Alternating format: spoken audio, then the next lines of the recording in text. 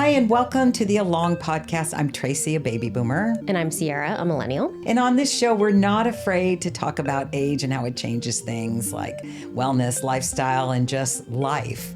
So come along with us today as we talk about finding your superpower.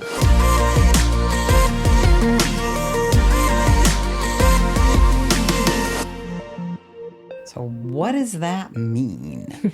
Well, here's just a little bit. Basically, finding your superpower and having your superpower is being your personal best, being stellar, having unique strengths and talents and passions that make you you. So what do you think, Sarah? Sierra, what do you think about superpowers and... I think... I like the term. I've heard it a lot more lately, and I'm curious why it suddenly, I don't know if someone wrote a book or something like that just coined the term, or maybe there was some motivational speech out there talking about it, but it makes sense to me because when I think superpowers, I always think of you know how in superhero movies, usually at the very beginning of a superhero story, they're kind of like a kid that's an odd one out, and they have this special thing, but they haven't figured out how to harness it yet. And then when they become a superhero, it's that thing that was weird about them, they use in a really cool way that makes them the superhero. And that's what I like about superpowers, is it's really focused on the things that are kind of true to you, and you just have to figure out how to harness them. Exactly. It's really is about finding them. You know, recently, coming up, I'm going to a friend's daughter's wedding. And I've been thinking about this superpower, what is my superpower? And so she called me and stressed because, weddings are stressful and there's a personal issue that she was dealing with. So she calls me and asks me, what do I do? So I just gave, and I was excited to give her my input. Yeah. And I love that she asked me. So I thought, okay, sort of doing a list, is that one of my superpowers? And I think it is. It's something that just comes easily to you, that you love to do, and also that helps others. Yeah. So it's I'm a mediator. Yeah. And honestly, it's I think a lot of times people think in probably a few different areas, oh, this person's really good at talking to people, or they're really good at problem solving, or they're really good at whatever. And those are probably the more obvious superpowers, but I would assume that there are a lot of superpowers out there that are not necessarily always seemingly, maybe they're deemed as flaws sometimes, not always looked at in the best light, but actually if you really figure out how to utilize them, can be really cool. The first thing that comes to mind is do you remember that TV show Monk? Yeah. It was on in the early 2000s.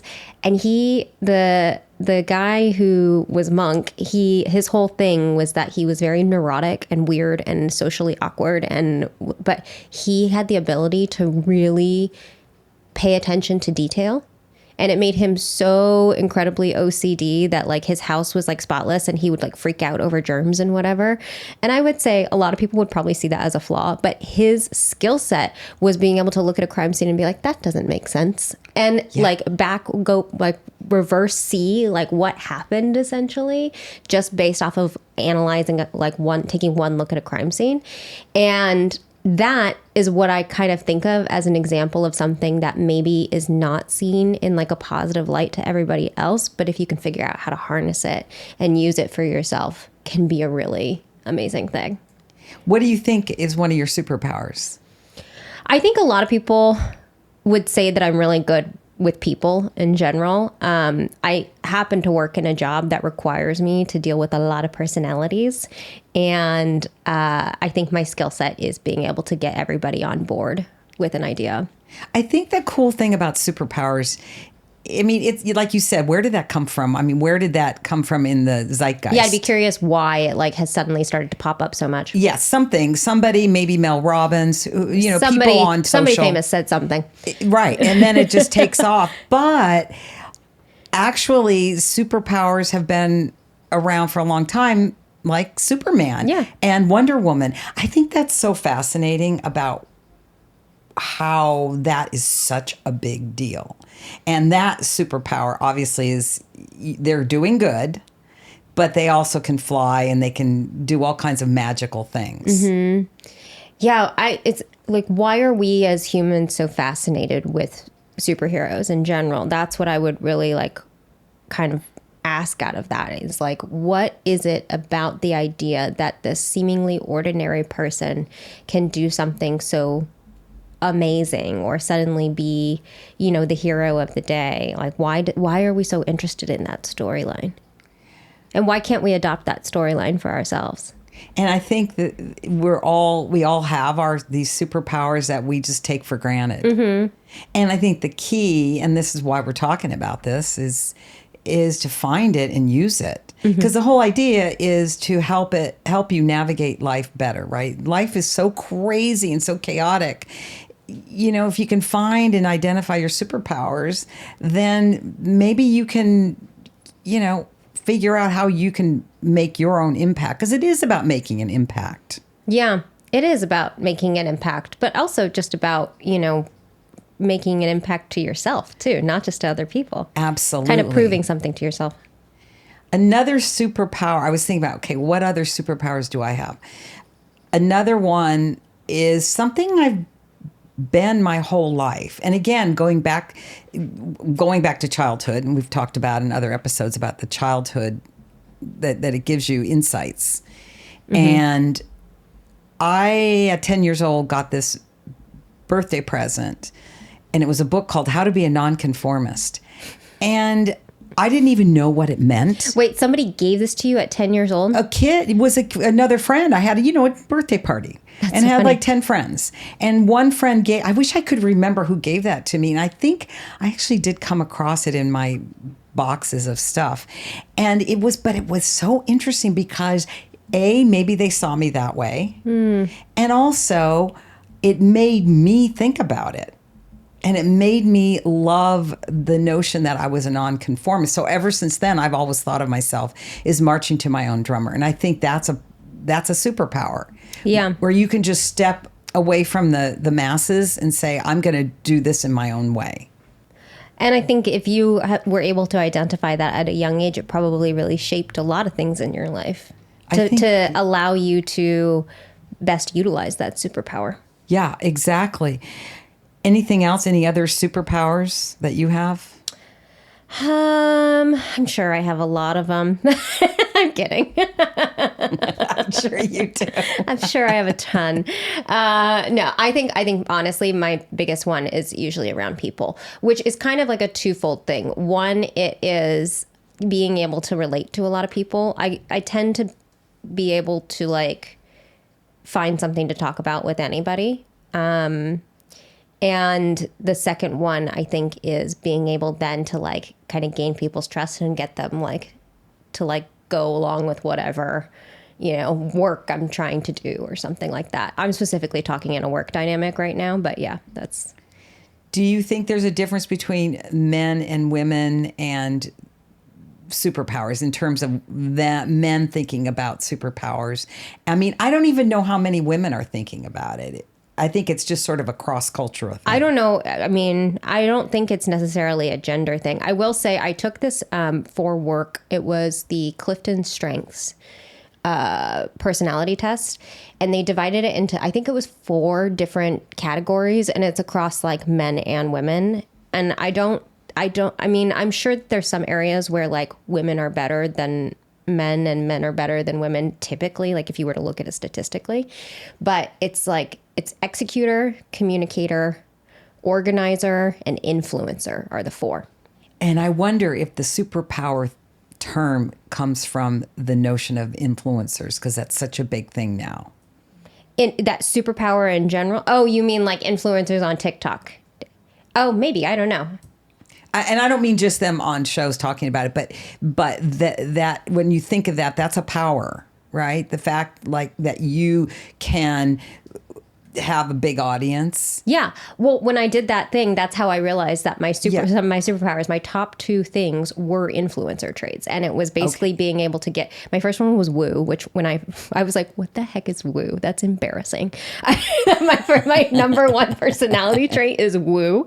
But that, I mean, I would have to like get the exact definition. It essentially means that you are the type of person that can rally the troops, like get everybody else excited about an idea and get everybody else behind an idea.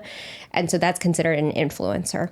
And then the other one was very like that lied an influencer as well, was that I was really heavily on the empathy like spectrum. So I was really able to like get people to feel understood. And so those two things as my top two work together to, I guess, make me decent at my job. I love this. But I think what's interesting about it is that I do think that there's probably certain areas where men and women tend to be stronger. Like women tend to have higher emotional intelligence. So I could see why like something, if you're looking at how empathy plays into some of these skill sets, then that probably is something that leans more towards women. But I think, I honestly think that it's a little gender ambiguous, this whole concept of a superpower, and it really can be whatever is true to you. And I wonder why, well, before I wonder about this, speaking of wonder, Greg, Wonder, what do you think in terms of the male perspective on superpower? I think everybody has their strengths and weaknesses, and like if you have to kind of think of, it's interesting to stop and think about like, okay, what is it? For me, I mean, I think I would say, I don't know. I guess I'm somewhat unflappable in high stress situations, which is helpful. But then I am also highly empathic and like in tune with people's emotions. But I probably come at that from a different way than like a woman would. For sure. Like can vouch. For me, like I can definitely always pick up on these very subtle energy shifts and things in a room and between people. And I can already see like when something's going to be a problem, or, I mean, so much of, my job, typically working with talent on camera and doing whatever, it's like you're just managing people's egos and emotions, but it's less in like the like, oh my God, are you, like a woman might actually be empathic in a way that it's like she cares and wants to, whereas like a man comes at it from like, okay, this person's having this experience. I can see what's happening. I can see it happening, but I'm not like inside of it. I'm just kind of on the outside of like, okay, I need to let them do this thing. And then as long as I support them in this way, like they'll feel better soon. And then we can like, we can move on and everything will be fine. Yeah. That's a great way of like expressing how it might look different between men and women, because like I do think that, not to get into stereotypes, but yes, women tend to we've talked about this in a previous episode, where women are more face to face and men are more side to side and how they relate to people. So how you deal with something, just because you can identify it and you can see it, you may have a different way of actually approaching it, which is interesting. So it's like the same superpower, it's just it comes off in a different manner. Do you think we all want to find our superpower? I would hope so. And why do you think we would want to even explore that? It seems obvious, but I'm just... Yeah, well, I guess, okay, if we're going by my definition of a superpower, which I don't know if everybody would say that this is the definition, but my definition of a superpower is finding the thing that is very true to you and figuring out how to make it work to better your life. I mean, as like this, like, oh, I have this thing that just helps me navigate through life. Like that, why wouldn't you want that? I kind of think right now in this moment that we're in, I mean, life is crazy. And I do think for many, many reasons, but it seems to be, it's almost like time has sped up. Mm-hmm. And even though logically I know that's not true, it seems that there is so much coming at us all the time that we need our superpower now more than ever. Yeah. We need our cape. And if we could all fly like Superman and Wonder Woman. And I love the way Wonder Woman twirls around and does her thing. They both do their little different thing. But it seems like now, like it's almost like we all are hungry for it. I'm curious, do you think that you can develop a superpower? Like, I mean, like develop it from nothing. I don't think so. I think it's got to be innate. You think it's got to be something I really in you do. that you can kind of grow, but not, yeah. I mean, I think you can develop your superpower, but I think it's whatever's a natural thing within you. Yeah. What do you think?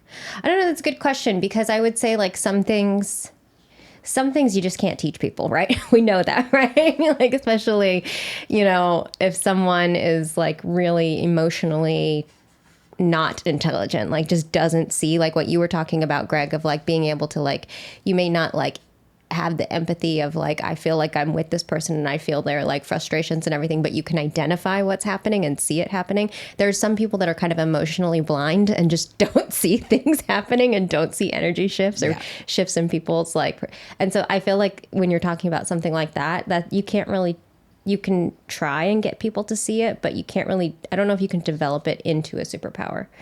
And I also was just thinking about you, Greg, because Greg, you're very quiet.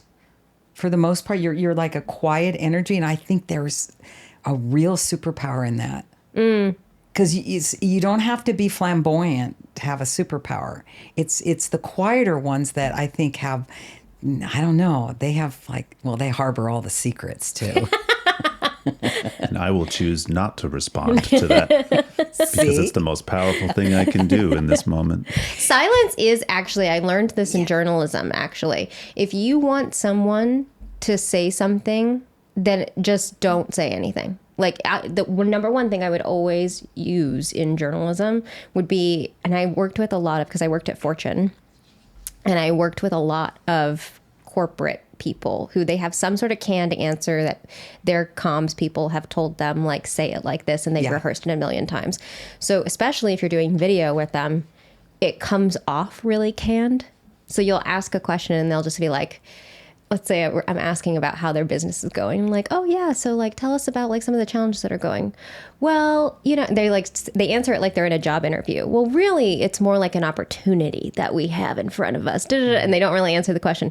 And so then I would just sit there after they gave me the canned response and just stare at them. And then eventually what happens after like 30 seconds, they get so uncomfortable, they repeat it just in a slightly different way. And then if you give them more time, they'll just keep repeating it and just keep talking until it sounds not canned.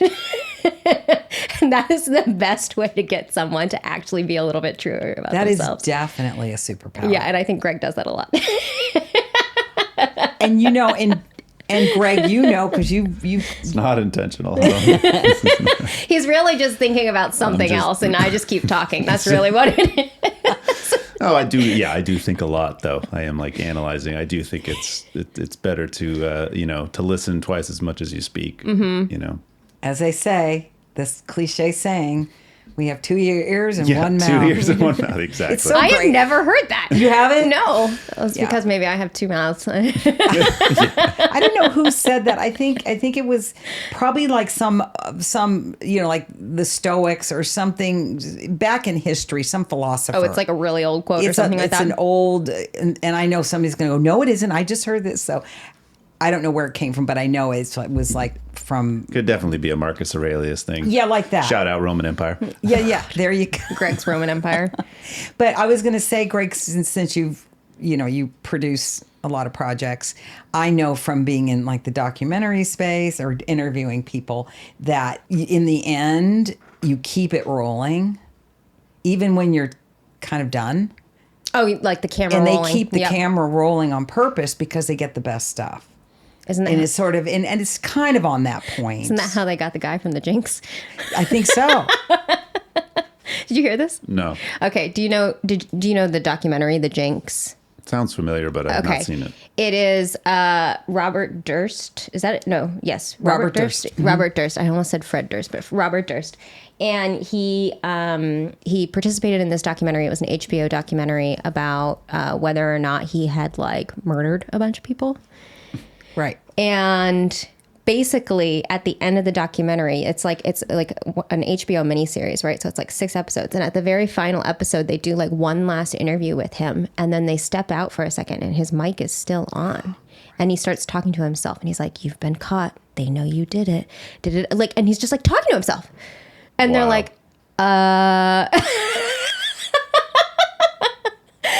Just kidding, guys.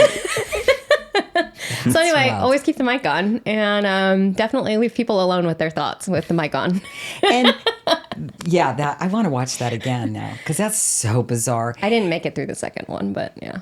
I have had moments where I've caught myself because I'll talk, talk, and in like intense moments, like arguments, and where I just stop talking and let that person just keep going. And it's interesting how powerful that feels. Yeah.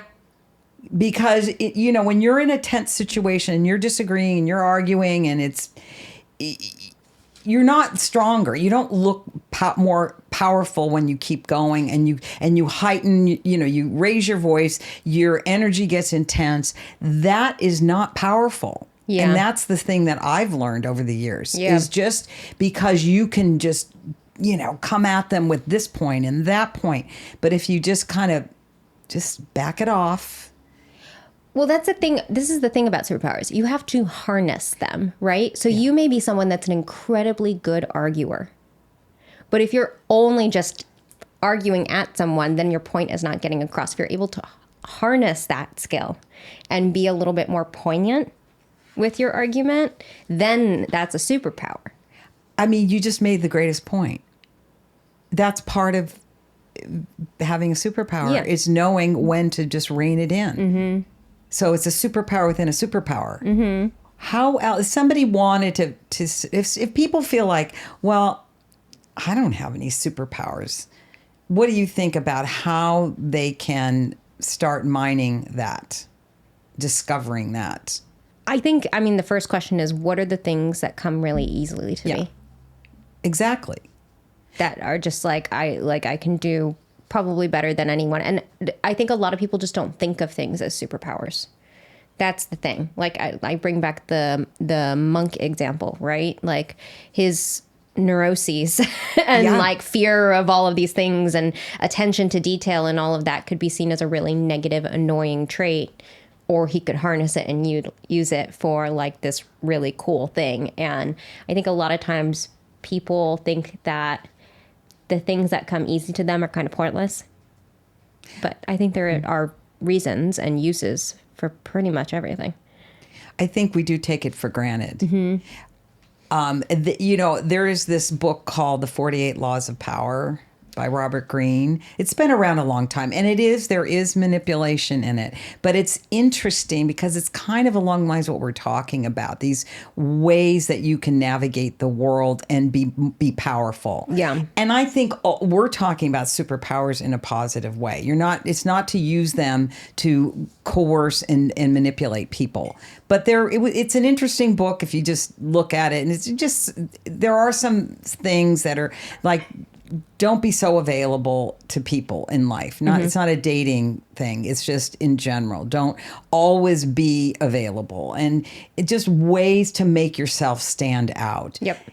I'm not sure how much I agree with a lot of it's a lot of laws, but it's interesting to think about these ways that you can use your own abilities to be more powerful. Wait, can I tell you when I have to share this with the listeners, because when you told me that you were going to mention this, I have not read the book, but I did go and look up on Audible the reviews of the book, and the reviews are really hilarious because it's all about great book if you're an asshole. Or if you want to learn how to be an asshole. But I think it's kind of true because I started listening to it. I don't know if I told you this. And I got to rule 2. And I was like, this guy's a jerk. I was in rule 2 and we're already off to a bad start. Rule 1, I was totally on board with. I was like, yeah, this makes sense. I do some of this sometimes. And the rule 2, I was like, okay, so we just don't like people, do we? We just don't care about people. The friend who told me about this years ago almost whispered it to me. Yeah, and that makes sense. So then, of course, I had to go get the book. But you know what's funny, Sierra? If you go on socials and you go on YouTube, this guy is being interviewed by all those top, motivator, self-help people. And he gets millions of views Okay, so what is that saying? I mean, that's a whole other. We're getting off track, but I just think it's interesting. Like you're saying, those are responses which make sense. Yeah. Totally.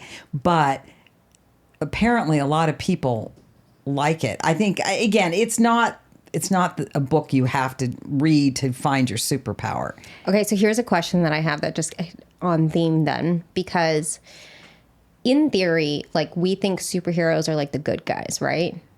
And so, but you know, like villains can like gain power and then like they use it for bad. So does like when we're talking about superpower, does this like pretty much only mean if you're using it for good?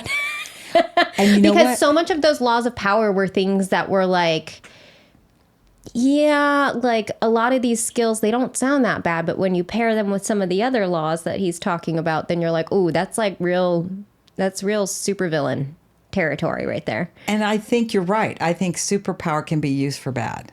Yeah. Yeah. And I think maybe if you look at that book and look at those laws of power, that when I looked at it from a very skeptical place. And he's written a lot of books since then. Yeah, but the thing is like, I don't disagree with them. I think it's just how do you choose to use them? That's really what it is. Be responsible, folks. Yeah, and I do think finding if you don't have a sense of what your superpower is, it really is the stuff it's just right in front of you and the stuff that comes easy. Yeah. And that you don't even notice that is a superpower. And I think it's what draws people to you. That's your superpower. If they're drawn to you because of this trait or that trait. Because if you repel people, then you probably don't have any superpowers. Or I don't believe that. Or I mean, but superpower is something we all have. Yeah. It's not like this person, no, they don't have a superpower. I think that's the whole point. Yeah. Is that you all do. All the listeners, you all do. You have superpowers. It's just paying attention to what they are. I love in pop culture, I was just looking at this different types of superpower. In the original Wizard of Oz, the old days, that Wizard of Oz, and there's so many symbols. And Dorothy, you think of who's the most powerful in the story. Initially, okay, the wizard, right? They all think the wizard. It's all about the wizard, the wizard, the wizard. And then we know that the emperor has no clothes. Mm-hmm. And she ends up being the one with the superpower in the end. Mm-hmm. And all she has to do is click her shoes together. So that just tells you everything about superpower, because the whole point is it's within you. And she didn't even realize until Glenda pointed it out to her, because she wanted to go home. How do I get home? And the wizard didn't have a clue how to get her, how she could get home. He had no power. And once she believed in herself, voila. Mm-hmm. I love that. Yeah.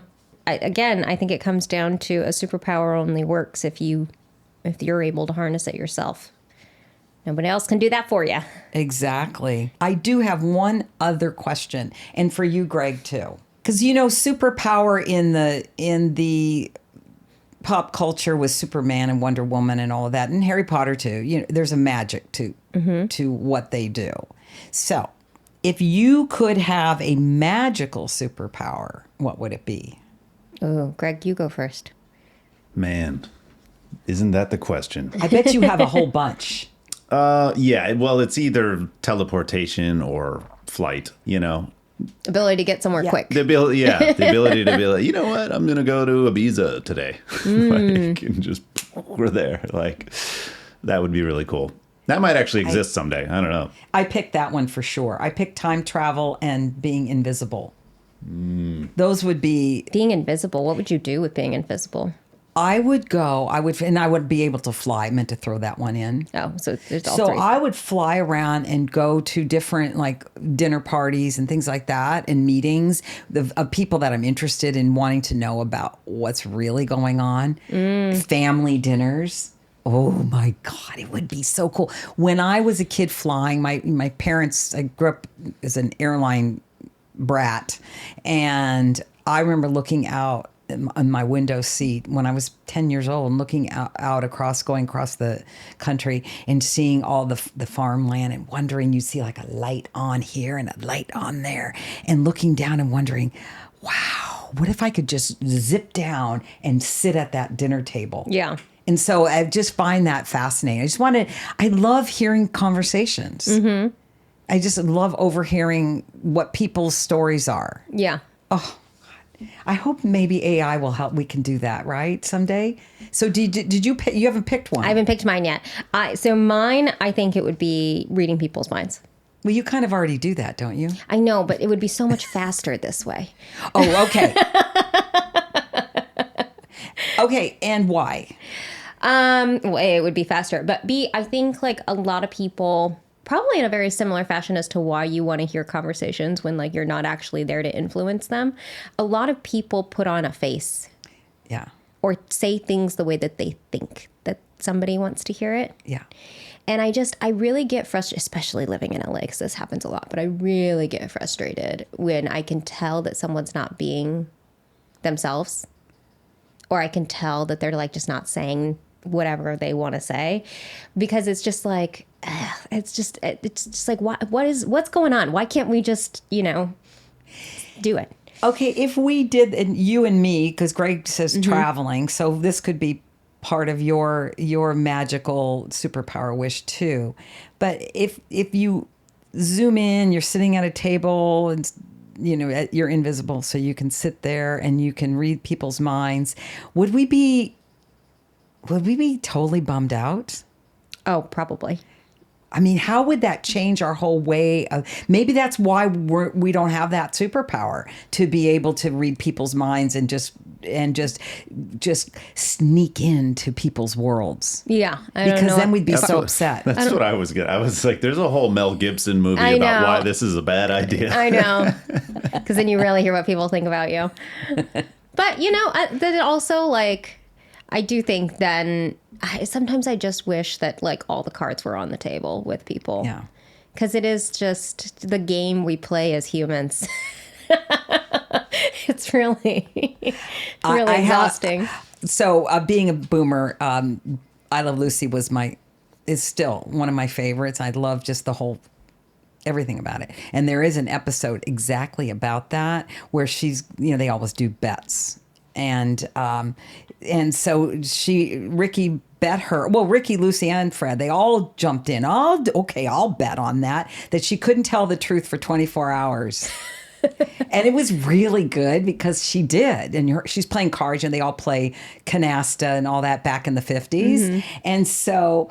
And Ethel was playing, they went over to the girls to play canasta. And so Ethel's, keeping an eye on her. Mm-hmm. And so Lucy was a little timid at first, but then she just started telling people, because she'd say the house was, she couldn't stand the furniture, and then Lucy told Ethel, "Oh, isn't it horrible?" And then Marion came out, and Ethel said, "What do you really think, Lucy, about the furniture?" And so she had to do all that, and Lucy said, after she got on a roll, all of a sudden she shifted. She goes, "You know what? I love this." And you really, I really know how people really are, and what they really think. And it was like this epiphany for her. Yep. So, okay, that's what would happen. Yeah. It is funny because I do think I tend to only surround myself with people where I feel like I can be my authentic self, because I am really bad at like not showing what I'm thinking. Like my face gives it away before my mouth does immediately. This is why if like it's a really tough Zoom call where like I have some thoughts, my camera is off.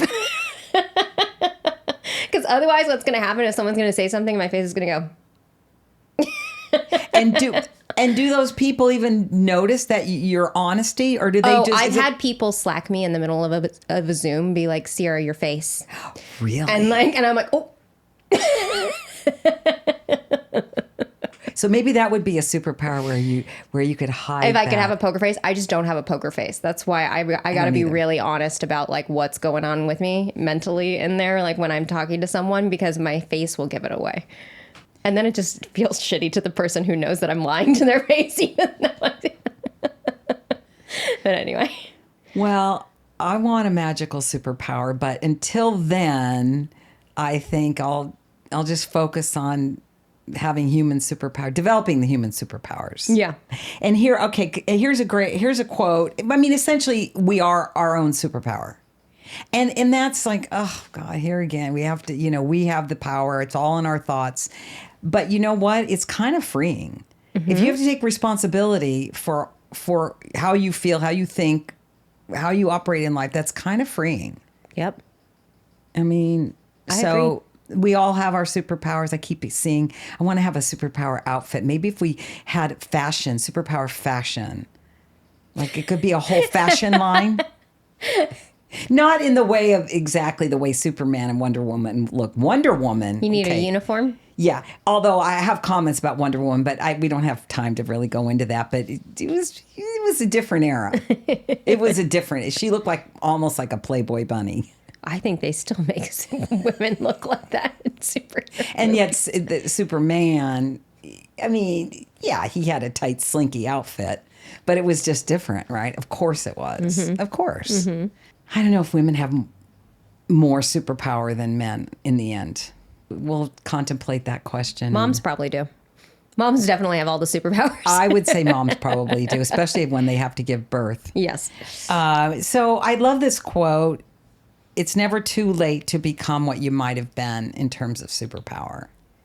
So you can start at any age discovering whatever your superpower is. So thanks for coming along with us today. And if you want to see more, check us out on TikTok and Instagram and give us a follow. See you next time. Bye. Sorry, my earring fell out as you were talking. That's kind of perfect, though.